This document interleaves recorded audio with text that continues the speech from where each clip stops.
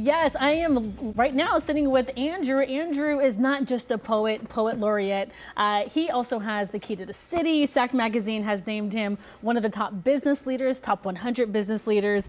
What an honor to have you with us this morning. Good to see you. My honor. It's more of an honor to get a chance to hold your brand new book. And on the back, it says not for release. But, you know, the Good Day audience gets a chance to kind of take a sneak peek on the inside of this. Andrew, for people who don't know your poetry journey, especially here in the city and then, you know, across the country and then around the globe, how would you describe that journey?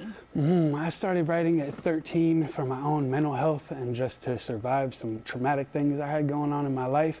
And I've just continued to build it. And in 2020, I became the youngest poet laureate in Sacramento history. So awesome. And, you know, had quite the historic run as you remember the little thing called COVID shut us down. Oh, yeah, that and, thing, yeah. There were some uprisings and there was a lot of grief. I lost my father in that time.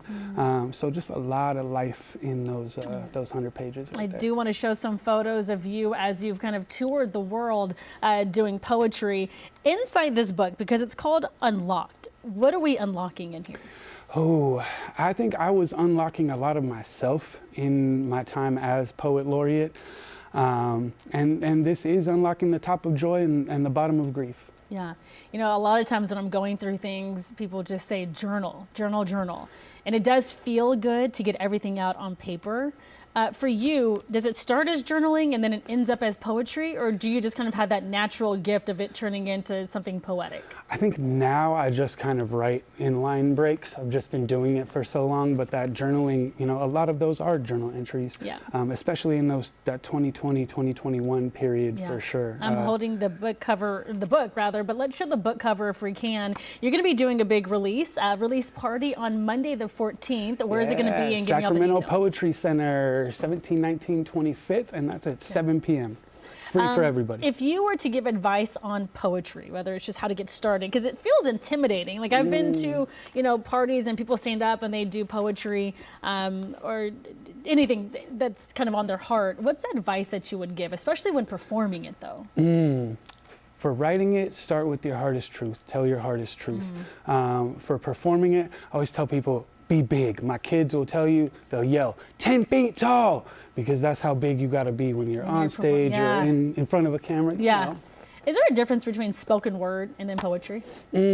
Poetry is for the page a lot of time when we talk about traditional forms. And then spoken word leads into like the slam and the performance that's more memorized and a little less on page. So it's page and stage. Yeah. I appreciate your energy, by the way. I don't know if you guys feel that energy from Andrew. But okay, so I said, Andrew, is there something in here that maybe you want to share with the audience? And you already had something marked, so I'll give this to you. Tell us what page you have marked and why you wanted to read this out loud. This poem is called On Miracles, because I am a miracle and dedicated to all the miracles out there. Stand strong and be loud. On miracles. It's a short one for y'all. Miracles often look like mistakes from the other side of faith. That's it. That's it. It's a short one. Andrew, thank you so much. It's not quite released yet, but come the 14th it will be. How can people get that book? AndruDefeye.com, AndruDefeye.com. You are good, my friend. Nice to meet you. Pleasure. All right, T, we'll toss it back over to you.